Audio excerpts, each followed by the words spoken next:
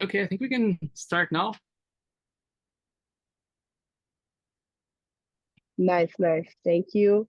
Uh, let's do it together, Renato. I will just. Eu vou só falar rapidinho sobre a iniciativa e aí eu te passo para você apresentar o Samsung, ok? Beleza, vamos lá. Hello, everyone. My name is Fernanda Diaz. I am the academic director of the Paulo Freire initiative at Columbia University. That's very good to be here with you all. This is our first meeting for the Paulo Freire Initiative seminar in this semester, and we are more than happy to have everybody who were able to make it here with us. The Paulo Freire Initiative is a collective of students, scholars, professors that have been putting our work together since 2021. We began with the celebration of the 100 years of Paulo Freire life, Paulo Freire's life, with when he was supposed to be 100 years. His his centenary, yeah, presentation, the centenary commemoration celebration. And then since then we have been like trying to organize things in the United States and also build the bridge with Brazil to talk about Freudian concepts and Freudian practices, as well as work in bringing Brazilian education to the discussion at Colombia in the United States as a whole. It's very good to be here with you. I would like to reinforce that we have a WhatsApp group that's open to the external community, and everybody is very welcome to be with us in that WhatsApp group. We also have an Instagram account. Mariana, tell the ink, please. What is our ink? Like, oh my gosh. Type it in the chat box so everybody can see if we can do that. Follow us and be tuned because we have the seminar bi-weekly, and it will be very good to have everybody here. We will bring in people from Brazil and people that are in the United States to talk to us so we can learn a little bit more about educational experiences, theoretical discussions, and build up this community and learning from each other each day more. Thank you so much, guys. I don't know what I said it in English because we have an interpreter. I just realized that. Oh my gosh. Well, but you're all welcome. I'm giving you the word, Renato. Thanks, Fê. Thanks, everyone. Thanks, Camila, for interpret this event. Thanks, Inara and Mari, and all the other members of the community. So, eu tô falando inglês também, mas tudo bem, acho que eu vou mudar para o português. Bom, a gente está aqui hoje com o Samson Wambuzi, que é cofundador e Chief Innovation Officer da Yiya Solutions, que é uma NGO, uma ONG, uma organização não governamental baseada em Uganda, que promove educação STEM, de ciência, tecnologia, engenharia e matemática, para crianças em comunidades remotas, lá em Uganda. E ele é também, atualmente, um Obama Scholar aqui na Columbia University, por isso que ele está aqui com a gente hoje, fisicamente, presencialmente, e transmitindo aí para vocês remotamente, quem está no Brasil, tem essa oportunidade de falar com ele também hoje aqui. A gente vai começar, então, com uma apresentação dele, de alguns slides. A gente vai ter uma atividade logo no começo, que é, se você puder usar, quem está vendo a gente, né? Se puder usar o telefone para fazer, vai ter um link, e aí melhor usar pelo telefone, mas, enfim, vamos como dá, do jeito que for melhor para todo mundo. Então, vou passar a palavra para o Samson.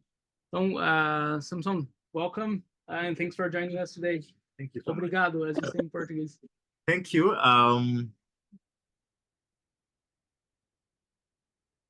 Samson, I Samson, want to this is start by, Fernanda. Samson, this is Fernanda. I just want to double check. Everybody knows how to use the interpretation tool, right, guys? I don't know if we explain it to people who are there. And also, I'm going to say it in Portuguese. yeah, I'm gonna. Pessoal, Yeah.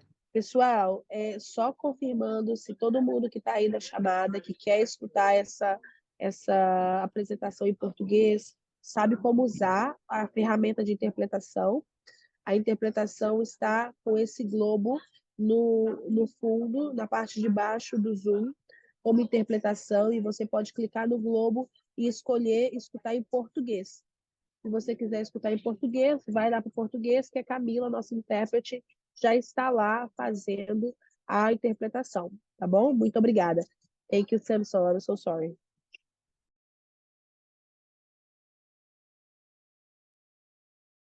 All right, thank you so much, Fernanda. I want to begin by appreciating the team that have organized this virtual event. I truly appreciate the opportunity to, talk about my work and also, get your thoughts on our learning model. Like Renato said, I am Samson. I'm the co-founder of Yiya Solutions. We are developing the next generation of African innovators through experiential STEM education. In simple terms, experiential STEM education means hands-on STEM education. And before Yiya, in 2016, I was a curriculum design coordinator at an international NGO in East Africa. And before that, I was a classroom teacher of physics and mathematics in Kampala, Uganda, where I come from. But truly for me, my passion for education comes from my upbringing. I was, I understand the struggles that young people face in accessing education because I was raised in a village, in a family that had limited resources. And actually, when in last month in my class here at Columbia, when Professor Brinkstein Paulo was teaching us about the pedagogy of the oppressed, Paulo Freire's pedagogy of the oppressed, I remembered what my grandmother told me. In this class, we learned about the fact that education should be liberating, and that knowing how to read and write is not enough, but education should equip people and empower them to create the change they want to see in their personal life and in their communities. And then I remembered what my grandmother told me, because I never wanted to go to school because I saw how my going to school was such a struggle for her. But she told me that, my son, when you go to school and complete, you'll be able to change the life of our family and our community. And today I'm excited that our organization Yiya is providing young people with the educational opportunity that similar to what I experienced growing up. I want to check if we are recording. Yeah, we're recording. Yeah. Okay, perfect. So with that, I want us to start with understanding the educational crisis in the world, but more specifically in Uganda. And to do that, I would like us to have to do a Kahoot. We are going to do a Kahoot.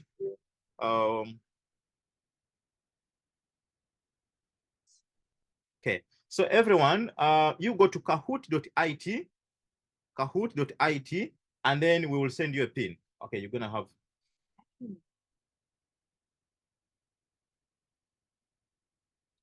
I'm going to give time for everyone to go to kahoot.it until it asks you for a pin.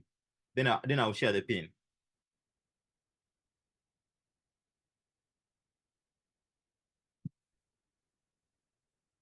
Okay, we are loading the pin.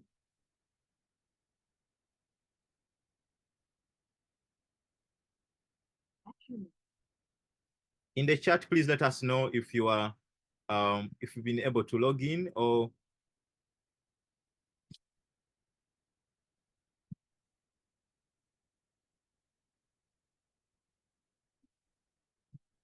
Yeah. Okay. All right, we have two players. We have Akio, Shohan. Let me wait for more people. Yeah, so just one thing, sorry, Samson. So instead of clicking on the link in the chat, please just go to kahoot.it and then use the pin that's on the screen now, instead of clicking on the link on the chat. Yeah. I'm sorry about that, I sent it wrong. Doing it right now.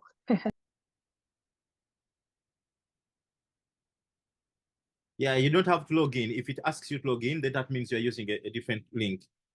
Just go to kahoot.it and then enter this pin on the screen.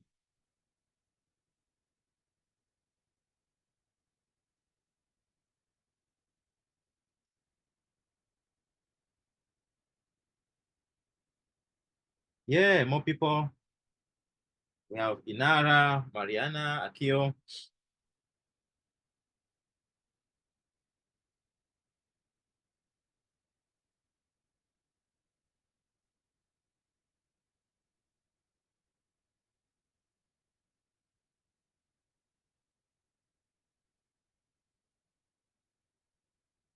I'm gonna give 30 more seconds for more people to join the Kahoot.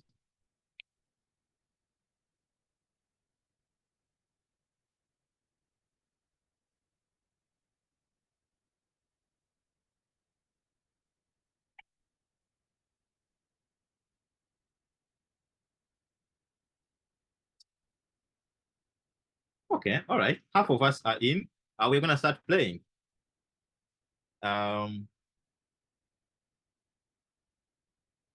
So the way it works, you will look on the screen for the question, and then you answer the question. You just tap on what you think is the correct answer on your phone or whatever device you're using. So let's start.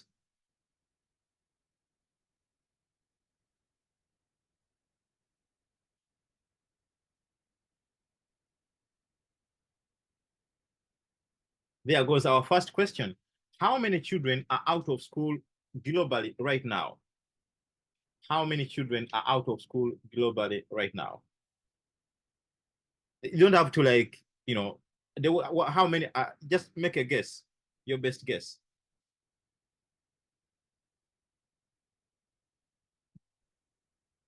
Okay. How many? Let me see. Wow, most people got it. 3 people got it correct. Right now, as we speak, in the world, we have, according to UN, we have 220 million who are out of school. Now, half of that number is from Africa. Okay.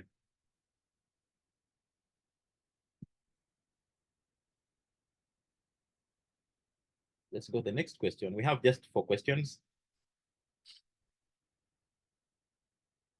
Our second question is, how many girls will never set foot in a classroom in sub-Saharan Africa, according to UN Women? Red, 16. Blue, 0.5. Yellow, 105. And green, 1 million. All right. Okay, only one person got this correct. According to UN Women, 16 million girls, this is close to the population of New York, 16 million girls in sub-Saharan Africa will never set foot in a classroom. That's heartbreaking. And again, the purpose of this Kahoot is for us to understand the educational crisis that we are facing and that Yiya is trying to address. Okay, our third and second last question.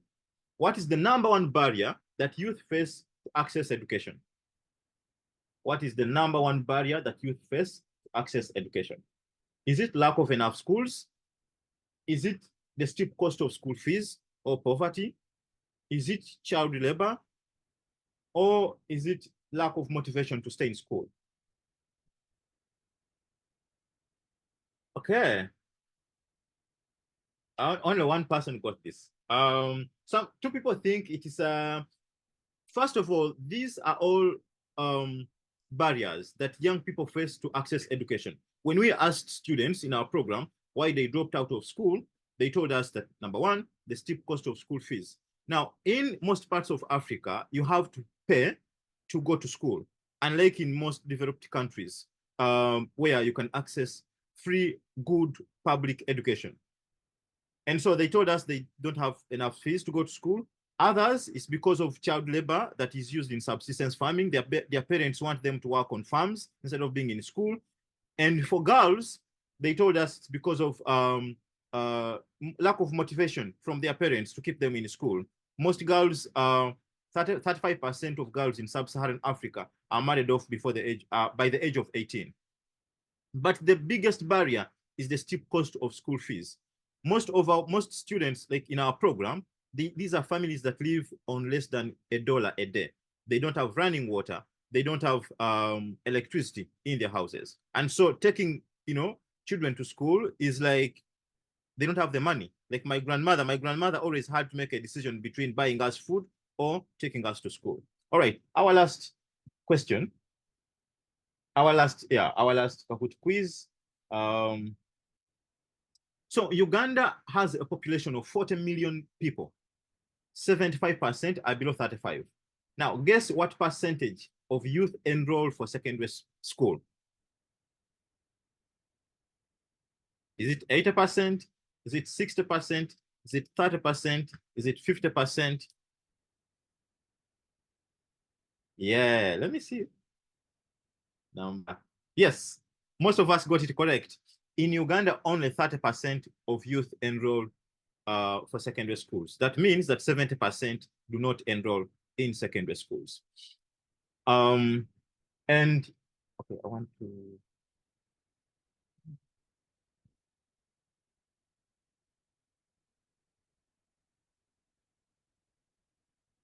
Okay, so when we launched our program in 2020, before 2020, our program was primarily in person.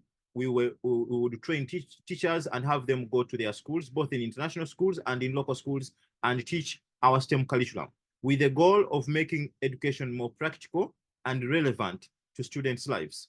Our focus is on experiential education. But in 2020, we designed a virtual classroom to increase access to education for children who are facing the barriers that who are not in school. And we learned that, first of all, within 1 month, we had 10,000 students that signed up for our program, which wasn't surprising because most children were stuck at home, because of school closures due to the pandemic. But what surprised us was that by the end of the first year, by the end of 2020, when we asked students whether or not they were in school before the pandemic, almost half of them told us that they were out of school even before the pandemic. That's why we decided to continue with our virtual classroom. So we are developing the next generation of African innovators by reimagining remote learning to make high quality education accessible to all youth, regardless of their geographical location or economic status.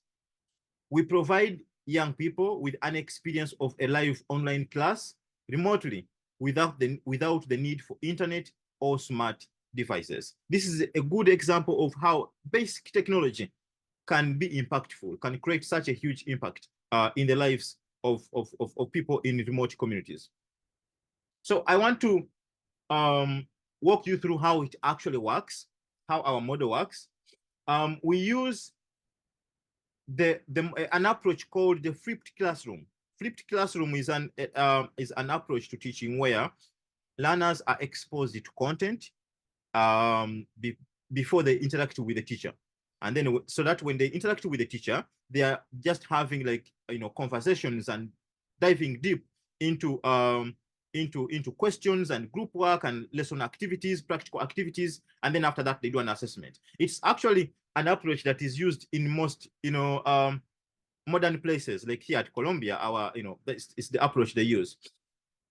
We are using the same approach in our model. The way it works, so on Sunday before the week, on Sunday we send out a short automated phone call to all our users to tell them about what they are going to learn during the week and to give them all of the theoretical content. We tell them, in this week, for example, we are going to learn about solar radiation. Please make sure that you read about it. Make sure you know the different, collect these materials that we will use in this lesson. And so they have, they have a preview of how the lesson will be during the week. And then our teachers, who we train thoroughly, our teachers go on the radio every day from Monday to Saturday for 30 minutes every day to teach our content, our STEM content. It's for 30 minutes every day from Monday to Saturday, and our lessons are repeated. Now, when students are listening to the lesson, this is the most interesting part. When students are listening to the teacher on the radio, they interact with the teacher in real time through our offline app that works on a keypad phone. The way you see in the center of, if you can see in the center of this diagram, that is a keypad phone that we use, that students use to engage with our content. Now, so the students interact with the teacher in real time, who is at the radio station teaching. And so, for example, I want to give an example. If a teacher asks, hey, students, I want you now to define for me solar radiation, because we are going to use this knowledge in creating our technology of solar food dryers. Please go in the app and answer this question, or call me now. Now, students go in the app, and when they just dial our number, our code, and it takes them straight to the question that the teacher is asking on the radio.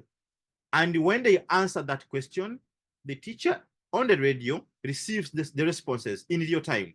She can see hundreds of responses from students coming up because she has our dashboard open on the laptop, and she can even sample out a few names. Hey, thank you so much, Sharon. Your answer came through. Keep innovating. Thank you so much, Peter. Your answer came through. Keep innovating. So students know that, oh, the teacher is aware that we are participating. She samples out a few responses, and she can even give them feedback.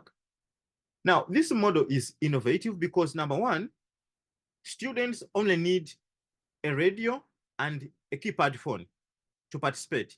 They don't need smart devices or internet, which means a lot for the population that we are working with.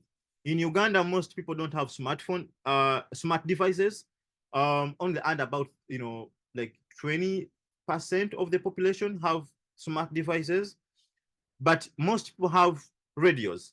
87% of Ugandans have radios, like FM radios, and 74% of them have keypad phones, and they know how to use these simple technologies.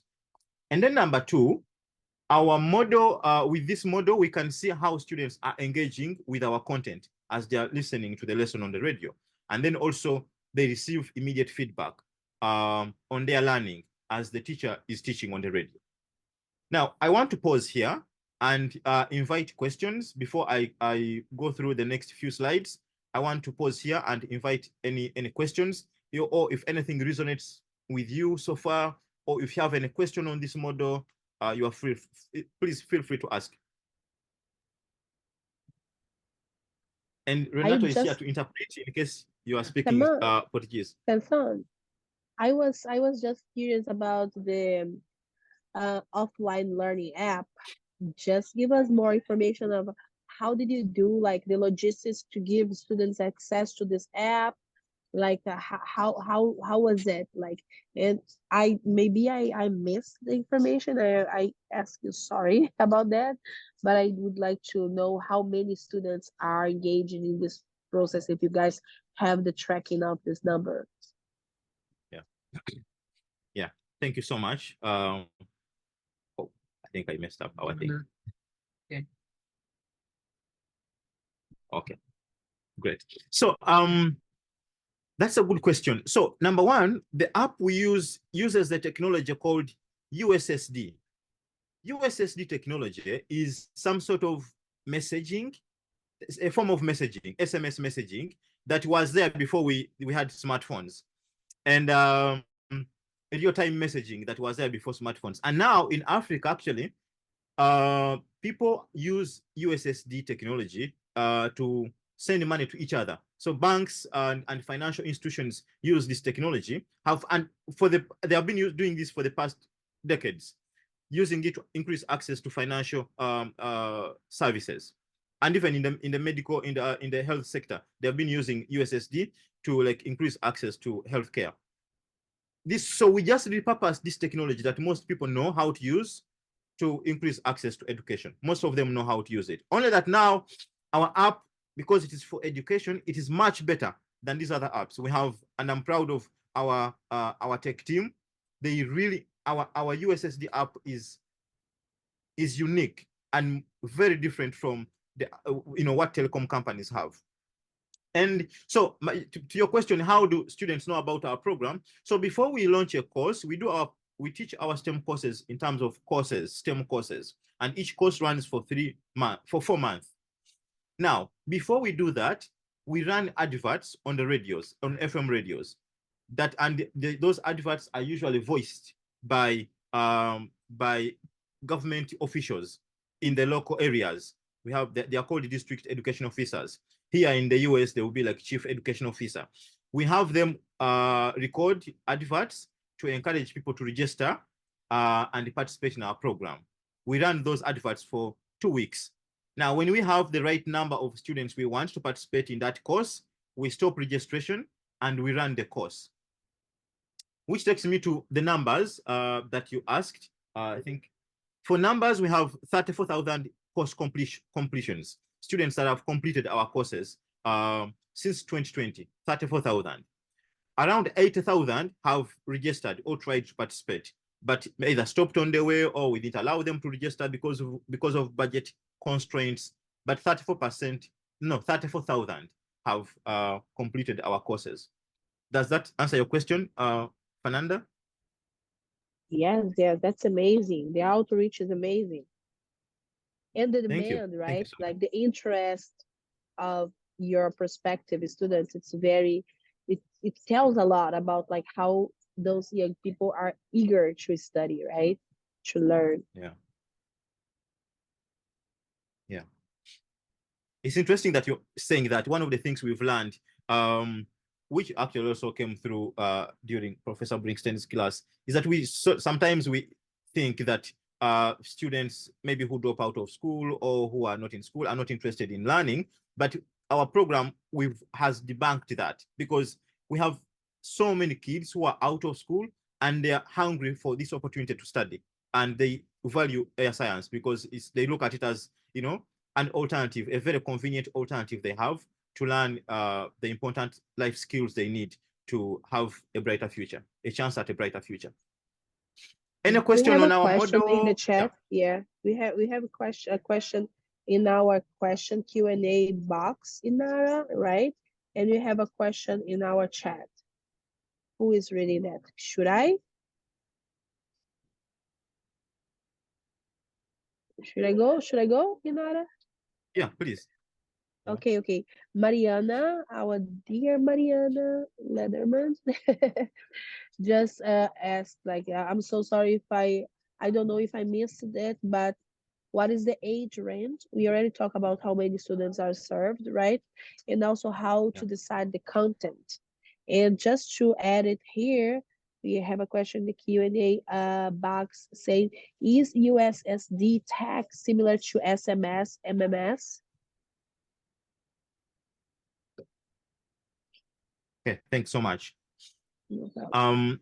Yes, so in terms of for age, most of our students are between 14 to 25.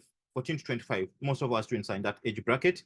However, we have outliers. We have younger ones who are like even as young as 6 to 7 years. We have students, and then we have old students that are like in their 50s or 60s, because our lessons are on the radio, and we announce on the radio how to participate, so everyone who has interest can register and participate. Now, we have actually had scenarios where when our team go out to record interviews with people, interviews that we use in our lessons, and there is a time our design team were interviewing a farmer. And when they heard that these people were from Yiya, they were like, she told them that, oh, I'm actually one of your students. I listen to your lessons. So we have so many people who listen to our lessons. And in terms of our content, so our content is designed based on human-centered design principles. Before designing a curriculum, we ask people in our communities about the most pressing problems they have in their local communities. And they submit that still through the app. They submit those problems through the app. And then we analyze those problems, the top 3 problems they shared with us, and Resolvem os design. problemas pelo aplicativo, eles dividem com a gente. Sorry, Camila, I think we can hear you in our channel. I don't know if you Oops, changed. I'm sorry. Let me see what I did. No worries. No worries. Okay. Yeah, I just wanted to say, so the process of designing our content is one, we ask students what the most pressing problems are in their community, and then we design a curriculum based on the top 3 problems that they are facing, and then we test out that curriculum. We sample out students in the field and test out the curriculum on them. Then we finalize our curriculum. The goal of our program is to teach students to solve problems that they are facing in their local communities, because we believe education should empower students to solve problems in their local communities and give them a chance at a brighter future. I shared this actually even in my class here, that I think it is really, it's not good that education was designed to help people who only complete, who, if you don't complete, regardless of how many years you spent in school, the only thing you will know is how to read and write. Otherwise, you can't get a job, or that is sad, because education should be designed to help people, to equip people and empower people to solve problems and live a better livelihood at every point in their life.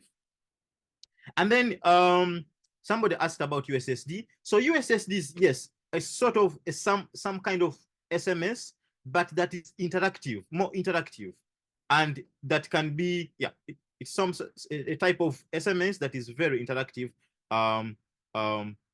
and works in real time.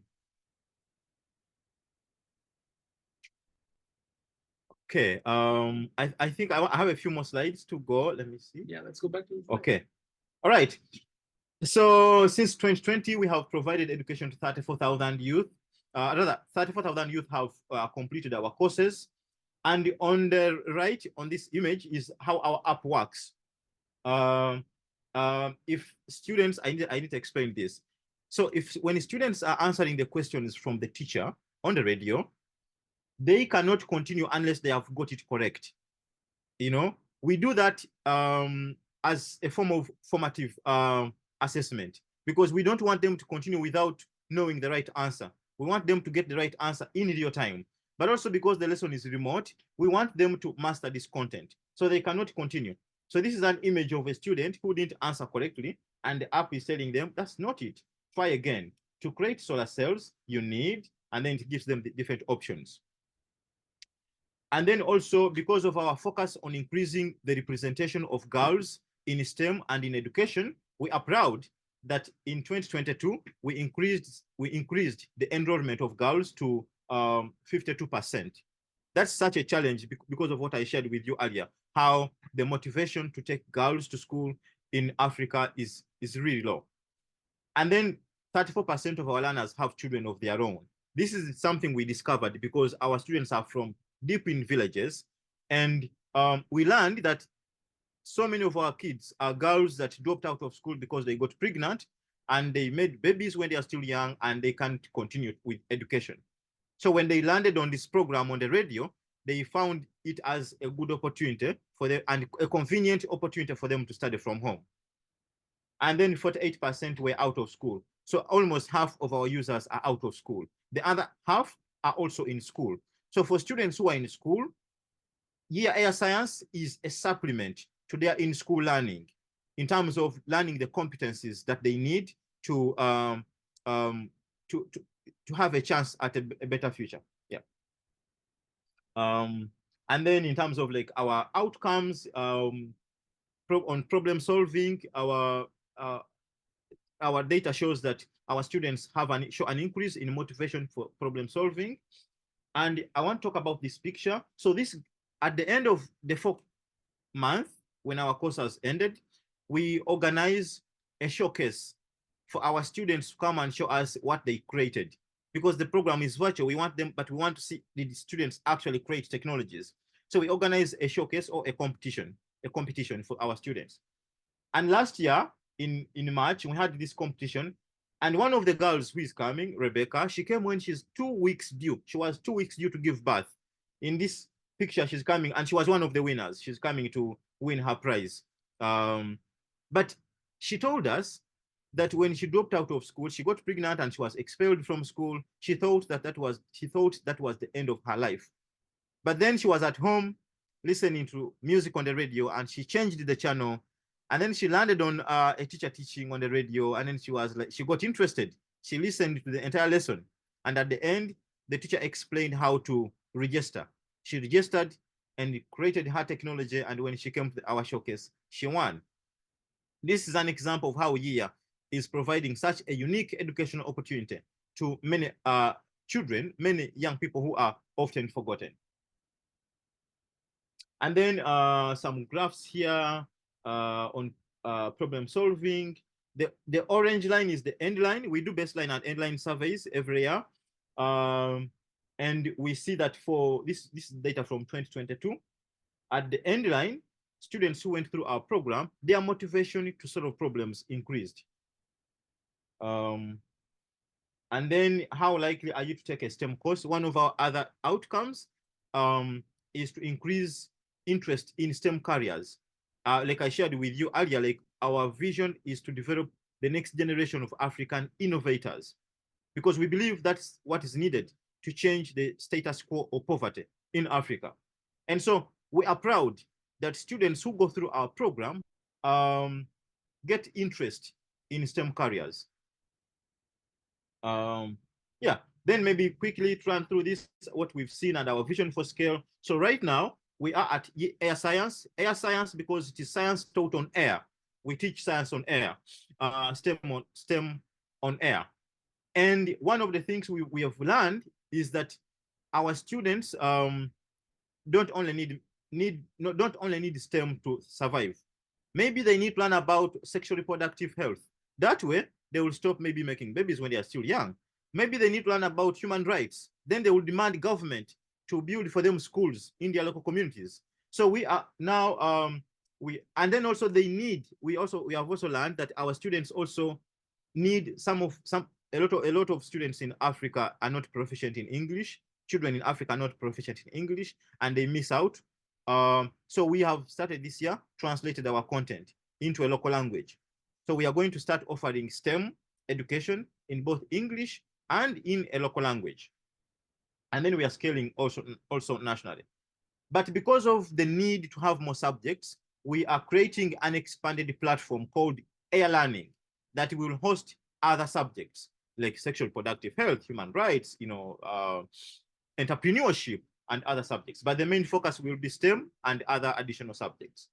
But the big vision, our big vision, is to partner with governments across Africa and create nationwide virtual schools that students who don't have the access to go through the mainstream education system can still go through and get certificates that are accredited by government. Similar to here in the US, how they give out GEDs. So we want to introduce GEDs in Africa, but through our virtual model. We feel that it is unfair in this era to confine learning to only classrooms, to traditional classroom settings. And we think we need to expand that to give access to the 200 million that we talked about earlier at the beginning of this presentation, to also have a chance at learning. Yeah, and these are some of our partners. We've won a couple of awards from MIT, from African Union, from Jacobs Foundation, and all. And thank you so much. I want to take more questions. Renata, I don't know if you want to help, facilitate any. If there are any questions, please feel free. And then after that, I'll have like a very short video that will give you also a good picture of the communities where we work. CNN did a documentary about Yiya Science to give, and it gives a really good picture of what happens in the local communities where we work. Awesome. Thanks, Samson. And so the applause, virtual but also physical. Thank you so much for sharing this such inspiring story. I want to check if we have questions in the chat or in the or Q&A, or if anyone wants to ask something. But I might start with a question. I want to ask you more about the role of the government and public officials and like the administration of public schools. How do you interact with those players? Because it's so, it's, I imagine, such an intricate dynamics that you have there, like with kids going to school or taking the lessons via your program. How does that dynamics work? Yeah, thank you so much. That's a very good question. So for schools, first of all, like schools and public schools support us with the teachers. So the teachers who are who teach, we train teachers, first of all, teachers from all, we invite teachers in every region. We invite them to a teacher training to train them on how they can make their lessons more experiential and more practical and relevant to students' lives. I like sharing a story of a girl we met many years ago before we started this program. She had dropped out of school. And when we asked her why, me and my co-founder, when we asked her why she dropped out of school, she said that in her school, their science teacher used to warn her not to repeat science experiments at home. And she said that if I cannot repeat it at home, then why am I studying it? And so she chose to drop out of school because they were struggling to be in school, and then there's nothing applicable, from what they were learning in school. And so for me, that for us was, when we interacted with that girl, we realized that there is need to empower teachers to make their lessons more practical and relevant to students' lives in and outside of school, because that will be a motivation to keep kids in school. Because if kids know the short-term value of why they're in school, they will be in school. So we train teachers to do that. And then out of the teachers we train, we recruit Yiya Science teachers who teach on the radio. And the schools, we partner with the schools to give us these teachers. So these teachers teach in their schools, but also they teach on the radio for 30 minutes. It's like part-time. We pay them, but they still remain teaching in their schools. And we are so grateful to schools for letting their teachers be a part of this program. And also like giving a chance to students who don't have a chance to be in their school, to be in school, to learn from those teachers and learn from those teachers. And then for government, we have like I said, our vision is to partner with the government, to have an MOU with the government, and we are making progress there. Last week I was in DC. I met with our ambassador to Washington. It was her first time to hear about air science, hear about this program, and she was extremely excited. And she wondered why we don't have an MOU with the minister, with government yet. But and she's, we are working together to have something done. But still, we are working with first of all, we are accredited by the Directorate of Industrial Training. It's a branch of the Ministry of Education that accredits vocational institutions. So right now we are accredited by government as a vocational school, as a virtual vocational school. All right. And we also partner with, we call them district education officers, who are government officials from the Ministry of Education, to come to our radio talk shows, and our lessons on the radio. Each of our lessons starts by having an advert, by an advert, a 30-second advert that was voiced by a government official, by a district education official. And that I think also has done a lot in terms of like creating trust and having parents have their children participate in our program when they hear government officials encouraging their children to participate. Awesome, thank you. We have apparently have one more question here in the Q&A. No, just oh yeah, someone thanking. Saying your work's inspiring. So yeah, thank you. Thanks for the participation. Any other questions, Mari, Nara? Okay, you Oh, one more here. Oh, yeah, it's Oh, the it's the same. same, yeah. Just have to. Okay. Yes, Faye? Yeah. I just want to highlight something, and maybe someone can build from that too. Like when you gave this example of the student talking about the fact that what she was learning at school not being applicable for their life, her life, right? And this is something that has everything to do with what we have discussed in Paulo Freire works and in the Freire approach to education, because it's like you educate, you read the word and you read the world. You need to learn how to do both. Like you don't, if one of those parts is missing, education is not like achieving its goals, right? So one of the things that concerns me is that we want to teach students to learn things that are going to be useful in their real life, but we also are in a very academically rigid system where they need to have that or this and that certification, this and that diploma to move forward in their plans, right? And then you said that I just would like to hear about your plans to approach regular like education, K-12 education for those students through the system, because the vocational learning is so important. I know that learning skills are even more important to getting jobs than sometimes going through schooling, right? But the schooling and the diploma per se is very important for them to access some spaces and some opportunities. How is that conversation going on in terms of like working with like K to 12 in Uganda and how feasible it is in your opinion? Yeah, that's a wonderful question and a very good observation. And I think one of the things we are doing to do that is that we want right now the National Curriculum Development Center, which is the government body that designs curriculum and approves what is taught in schools, the national syllabus in schools, is reviewing our content, our curriculum and once they approve our materials, then it will be integrated within the school system.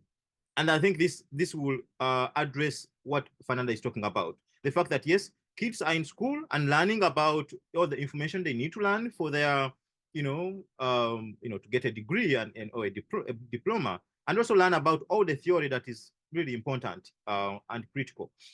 But also they have a chance to learn these important, life skills within the school system.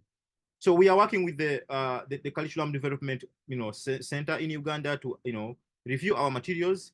And once they approve our content, then it will be integrated within the school system. And I think that, yeah, that's very critical. And I totally agree with you. I think in the most ideal world, the best solution to the problem that I talked about earlier, to the out of school, youth problem, would be to build well facilitated schools in every village, in Africa, build well facilitated that have like laboratories, like, maker spaces like this one that I am in right now, computer labs, libraries. That's the most ideal solution. And, so kids are in such well-equipped schools that can give them the skills they want to have a chance at, competing in the real world. But before that, Yiya Science is the solution that they have. We have to like provide a means for providing these life skills in a way that is accessible to children. Yeah. Okay. Can we play the video now? Or... Oh yeah, sure. Yeah. How about we have a video? It's here, right? It's in the. Oh yeah, you're gonna share the. Yeah. Sorry, let's just stop.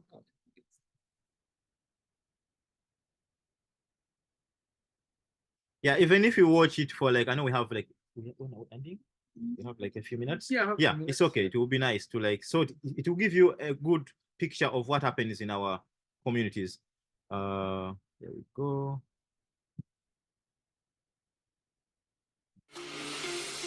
In Uganda, the demand for new ways of learning is being met by some of the country's best and brightest. Thank you guys. Have a wonderful day. Is it working? Whether repurposing old tech in innovative new ways, I envision a future where every child has equitable access to high quality education. building an entirely new platform from the ground up, So heartwarming. Yeah, you know, when you change lives of people like this. taking a hands-on approach to feeding youthful curiosity, So in the process of learning how to code, they're actually learning how to use PCs. or rethinking how children are educated in STEM. It breathed new life for us as a school during the lockdown. These are the Ugandan pioneers developing tech to create interactive learning experiences. This is Inside Africa.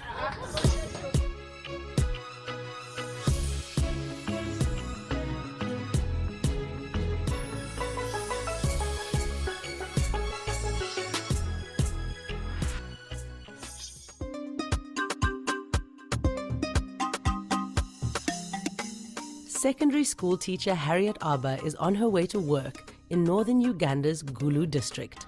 But today's classroom is not where or what you'd expect. Hello, our students. How are you doing today? And her pupils don't need to be anywhere nearby. As long as they have a phone and a radio, class is in session. Welcome to the Yiya Science program, a technology and innovation learning show for young people. The word Yiya is a Luganda word that means to innovate, and at Yiya we are creating the next generation of African innovators and inventors by teaching young people on how they can use the engineering design process and science and math to design solutions to problems that do exist in their local communities. Former math and physics teacher Samson Wambuzi is a co-founder of Yiya Science, an offline learning platform featuring a STEM-focused curriculum. Today, we are going to create the first prototype of solar food dryers. We are using a combination of keypad phones and radios, the technologies that most Ugandans have access to provide an interactive learning experience. Question 1. How does a solar dryer prevent fruits from rotting? The technology which our learning platform uses is called USSD, and USSD has been used across Africa for over 10 years. And now we thought it a great idea to repurpose this technology that most Ugandans are familiar with to increase access to education. According to Yiya's website, prior to the COVID-19 pandemic, 75% of school-aged children in Uganda were out of school due to barriers such as financial constraints and distance. Many of those children live in last-mile communities. And when we say it's designed for last-mile populations, this is what we actually mean. Places that don't have internet or where people don't even have access to smartphone devices or laptops. The idea was inspired by his own upbringing. I grew up with my grandmother, who really struggled so hard to take me to school, and she did not have enough money to take care of 6 of us at home. But she had so much hope in education. It was when he became a teacher himself that the light bulb went off. I realized that the focus is not on skills development and problem solving, but rather on memorization of content. Everything clicked into place while teaching for an NGO, where he met and befriended fellow educator Erin Fitzgerald. We are both really enthusiastic. We think that math and science are how people are going to save the world. We think that global challenges could be solved if Africans have a seat at the table. Nearly 6 years in, they say Yiya Science has more than 50,000 registered users and is growing by the day. It really warms my heart to see that, children who are living the life I used to live are able to get quality education using the technologies that they have at home for free and at their own convenience. It works like this. Users sign up by simply dialing the USSD code *284*19# on their phones. And that takes them to our menu to access our content. At the start of each week, registered students receive an automated call that introduces the lesson plan for the week. and then the teacher goes on radio to teach our content. Our lessons run for 30 minutes. Good afternoon. Your name and where you're calling from? Anena Paulina Bay from Lukome. Yes, Engineer Anena. Students interact by answering questions using their keypad, or they can call in live. Yes, my answer for number 1 is option 1. For option 1, thank you for joining here, Air Science.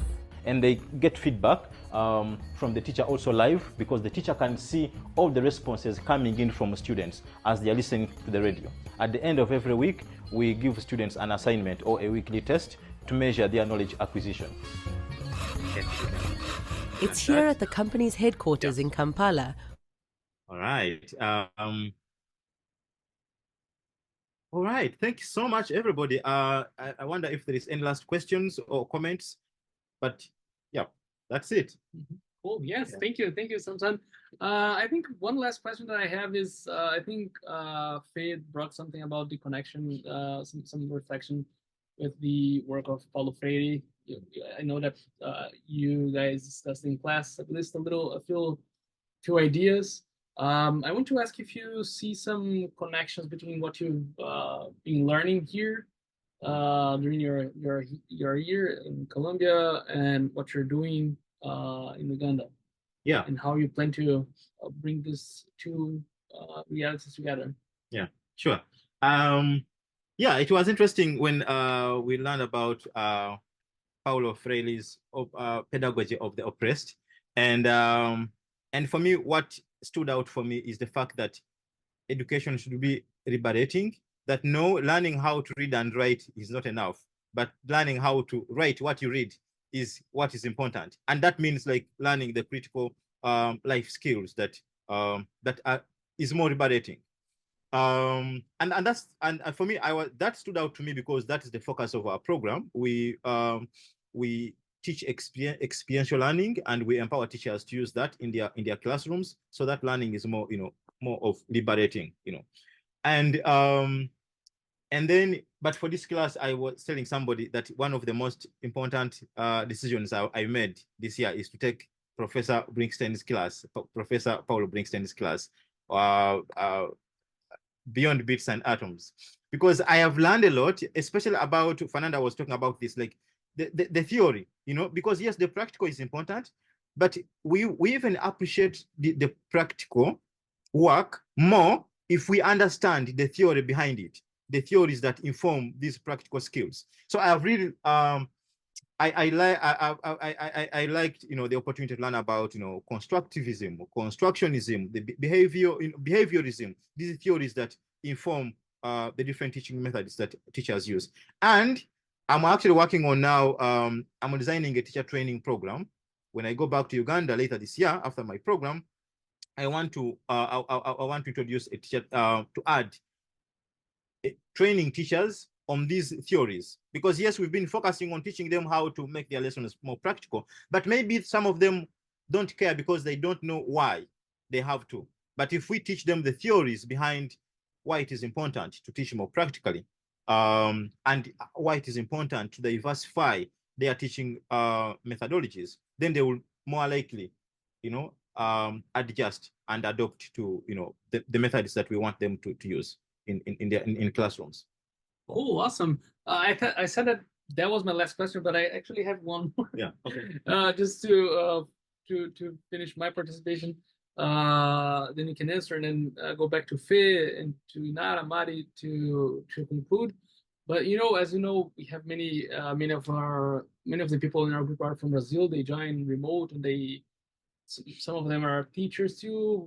They have their challenges there too. I want to know if you to ask you if you have any message to them, to those teachers in Brazil, to people who are joining us online and have also their own struggles and their own challenges in the classrooms. Yeah, thanks. That is a good question, because myself, I was a teacher myself. I was a teacher and there is an article actually that was written about me when how I was using technology to make learning more practical. But I think for teachers, I want to say one of the challenges that teachers face, especially in places that don't have good resources, like here in the US, is, for example, technology. Here, how can you use technology to make learning more practical? In the case of physics, for example, we teach about in electrolysis, we teach about like the gold leaf electroscope, for example, and it's a concept that looks so abstract to students, and then you're like, oh my God, how am I going to make my students learn this, because I can't bring it in. I don't have, maybe my school doesn't have it, maybe, but one of the ways, I just want to share one of the ways for me I used to do one of the ways I used to use technology was using television, TV. I would bring like a TV in school. My school wasn't well equipped, but I used like TVs. I would bring like a TV in class and show a video of maybe an experiment done from a school in the US or a school somewhere in South Africa, and play those videos for students to understand. So I just wanna, I think, and I know teachers do this a lot, but I just want to encourage that means quite a lot. Being using what is available at what is at your disposal, and yeah, starting from where we are. We learned about the zone of proximal development, but starting from where you are and develop on start from where you are and advance from there. Yeah. Awesome. Okay, yeah, cool. Thanks, Samson. Yeah. I'm gonna, as we say in Brazil, we're gonna pass the ball to Fê, and so that we can conclude our meeting today. Thank you so much again. You're welcome, and thank you so much, everybody. Thank you so much for this opportunity, and you feel free to reach out to me in case you have more questions. Yeah, you can reach out to me. You can check out our website. My email is samson@yiyasolutions.org. samson@yiyasolutions.org. Yeah.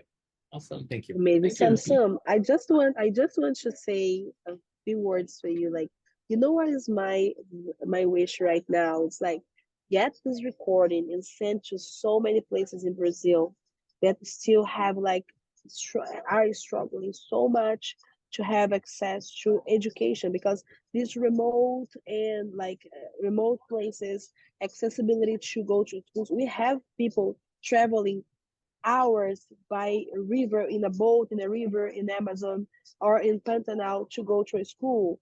I experienced that myself working for UNICEF in the research in 2009 in Pará, and our students that came to talk to us in that research that had connection with the Ministry of Education of Brazil, they traveled like 3 hours by boat in a river to be there at 8 a.m. to talk to us, and this was kind of their reality. And the same thing, this was just one example of how we are talking about an issue of accessibility to schools and to schooling that is not unique to Africa, but I am totally sure and aware that the challenges are deeper in places as some African countries, like in the African continent. But my desire is that let me call everybody to listen to him. Let's do something here. Let's try to exchange this experience and try to build this global attempts to find ways that are simpler than we can imagine to respond to this challenge of providing education as a right to everybody, right? So yeah. I want to appreciate so much your time and your consideration to come to talk to us. We at Paulo Freire Initiative, we are looking for conversations that, of course, dialogue with our approach to education, but also enhance our sites, our landscape for new and innovative and very transformative and liberating practice. And we believe that, I'm sure I can talk for all our team, your work is one of those. And I am very honored to have you here. And we are very honored to have you here. Thank you so much. Yeah, welcome. Thanks. Thank you. Thank you all. Thank you, everybody. Thank you, team, Mariana, Inara, Renato, you guys are amazing always. Thank you, Camila Rufino, for the interpretation. Thank you, everybody who is participating, attending, and we will make sure that we have this presentation available online so everybody can have access to it and share it worldwide. Wow. Okay. Bye. Thank you so much. Bye-bye. Bye.